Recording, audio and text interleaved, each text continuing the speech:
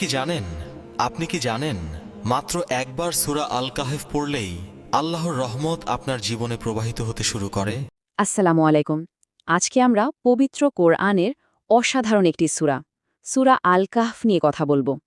আসুন, এই সূরাটি কিভাবে আমাদের জীবনের প্রতিটি পদক্ষেপে ঐশী নির্দেশনা আর সুরক্ষার এক মজবুত উৎস হতে পারে তা একটু গভীরভাবে বোঝার চেষ্টা করি। আমরা সবাই তো জীবনের কোনো না কোনো সময় দ্বিধা, বিভ্রান্তি আর অনিশ্চয়তার মধ্যে পড়ি, তাই না? এই যে আধুনিক জীবনের এত জটিলতা, এর মাঝে যদি এমন একটা সমাধান থাকত যা চিরন্তন, যা কখনো পুরনো হয় না, চলুন আজ সেই পথটাই খুঁজে বের করা যাক। আর সেই চিরন্তন সমাধানের পথটাই কিন্তু লুকিয়ে আছে সূরা আল কাহফে। দেখুন, এই সূরাটি কিন্তু শুধু কয়েকটি আয়াতের সমষ্টি নয়, বরং এটা একটা পূর্ণাঙ্গ জীবন বিধান, যা আমাদের সবচেয়ে কঠিন সময়গুলোতে পথ দেখায় আর ভেতরটা একদম আলোকিত করে দেয়। তো চলুন তাহলে এই সূরার সবচেয়ে গুরুত্বপূর্ণ দিকটা দিয়ে শুরু করা যাক। আচ্ছা, এই সূরা পাঠের মাধ্যমে ঠিক কী অসাধারণ পুরস্কার আর সুরক্ষার প্রতিশ্রুতি দেওয়া হয়েছে, চলুন সেটা একটু দেখি। একবার ভেবে দেখুন তো, এর উপকারিতাগুলো কতটা বাস্তব। প্রতি সপ্তাহ এমন একটা ঐশী আলো পাওয়া, যা পুরো সপ্তাহ জুড়ে সঠিক পথে চলতে সাহায্য করবে। দাজ্জালের মতো বড় ফিতনা থেকে শুরু করে সব ধরনের বিভ্রান্তি থেকে সুরক্ষা, আর সর্বোপরি আল্লাহর রহমত আর নৈকট্য লাভ করা, এ সবই এই সূরার বিশেষত্ব। এই হাদিসটা শুনলে বিষয়টা আরও পরিষ্কার হয়ে যায়। এটা আমাদের মনে করিয়ে দেয় যে এই সূরার তেলাওয়াত শুধু একটা সাপ্তাহিক রুটিন নয়, বরং এটা আমাদের পুরো সপ্তাহকে আলোকিত আর সুরক্ষিত রাখার একটা শক্তিশালী উপায়। আর দেখুন, এই সুরক্ষার ব্যাপারটা কতটা দারুণভাবে সাজানো। এর শুরু এবং শেষ দুটোতেই কিন্তু বিশেষ সুরক্ষা রাখা হয়েছে। প্রথম 10টা আয়াত আমাদের দাজ্জালের মতো সবচেয়ে বড় প্রতারণা থেকে রক্ষা করে, আর শেষের 10টা আয়াত আল্লাহর অসীম ক্ষমতা আর তার পরিকল্পনার ওপর আমাদের বিশ্বাসকে আরও অনেক বেশি মজবুত করে তোলে। এবার আসা যাক সূরার একেবারে মূল অংশে। এখানে 4টি এমন গল্প আছে যা আমাদের জীবনের সবচেয়ে বড় 4টি পরীক্ষার মুখোমুখি দাঁড় করিয়ে দেয়।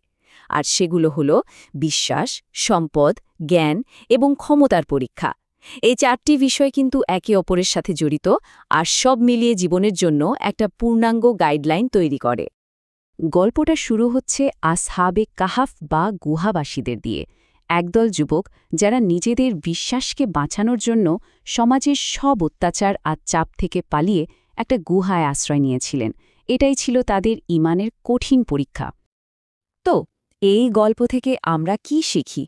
শিখি যে যখনই আমাদের বিশ্বাস চাপের মুখে পড়বে, তখন আল্লাহর ওপর পুরোপুরি ভরসা রাখাই হল মুক্তির একমাত্র পথ। এই গল্পটা আমাদের চোখে আঙুল দিয়ে দেখিয়ে দেয় যে ঈমানের শক্তি দুনিয়ার যে কোনো শক্তির চেয়ে অনেক অনেক বড়। এর পরের গল্পটা আমাদের নিয়ে যায় সম্পদ আর জাগতিকতার পরীক্ষার দিকে। এক ব্যক্তির গল্প যে তার দুটো অসাধারণ সুন্দর বাগানের মালিক হয়ে অহংকারী হয়ে উঠেছিল আর আল্লাহকে ধন্যবাদ জানাতেই ভুলে গিয়েছিল। আর এখান থেকে যে শিক্ষাটা আমরা পাই সেটা হলো, সম্পদ আর সাফল্য যেন কখনো আমাদের অহংকারী আর অকৃতজ্ঞ না করে তোলে। আসল সফলতা কিন্তু অহংকারে নয়, বরং বিনয় আর আল্লাহর প্রতি কৃতজ্ঞ থাকার মধ্যেই লুকিয়ে আছে। তৃতীয় গল্পটা জ্ঞানের এক গভীর সমুদ্রে আমাদের নিয়ে যায়। এখানে নবী মূসা আলাইহিসসালাম এবং খিজির আলাইহিসসালামের সেই বিখ্যাত শিক্ষণীয় যাত্রার কথা বলা হয়েছে, যেখানে এমন সব ঘটনা ঘটেছিল যা বাইরে থেকে দেখে কিছুই বোঝা যাচ্ছিল না। আর এই যাত্রার সবচেয়ে বড় শিক্ষাটাই হল, আমাদের জ্ঞান আসলে খুবই সীমিত। জীবনের এমন অনেক ঘটনাই ঘটে যা হয়তো আমরা চট করে বুঝতে পারি না, কিন্তু তার পেছনে আল্লাহর এক গভীর পরিকল্পনা কাজ করে। তাই আমাদের কাজ হল ধৈর্য রাখা আর তার প্রজ্ঞার ওপর ভরসা রাখা। আর সব শেষে চতুর্থ গল্পটা হল ক্ষমতার। একজন আদর্শ ও ধার্মিক শাসক জুলকারনাইনের গল্প। তিনি কিভাবে তার ক্ষমতাকে ন্যায় বিচার প্রতিষ্ঠা করতে আর দুর্বলদের রক্ষা করতে ব্যবহার করেছিলেন, সেটাই এখানে তুলে ধরা হয়েছে। এই গল্পটা আমাদের শিখিয়ে দেয় যে ক্ষমতা আসলে উপভোগের কোনো বস্তু নয়, বরং এটা একটা বিশাল দায়িত্ব। সত্যিকারের নেতা তো তিনি, যিনি নিজের ক্ষমতাকে ন্যায় বিচার প্রতিষ্ঠা আর মানুষের ভালোর জন্য কাজে লাগান।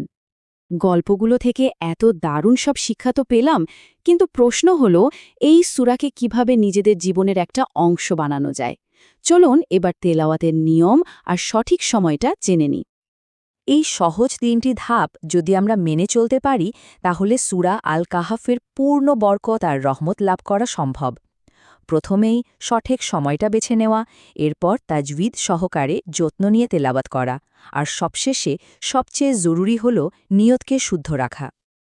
তো সব মিলিয়ে আমরা কি বুঝলাম? আলোচনার শেষে এসে আমরা বলতে পারি, সূরা আল কাহাফ কেবল তেলাওয়াতের জন্য একটি সূরা নয়, বরং এটি আমাদের চলার পথের এক পূর্ণাঙ্গ নির্দেশিকা।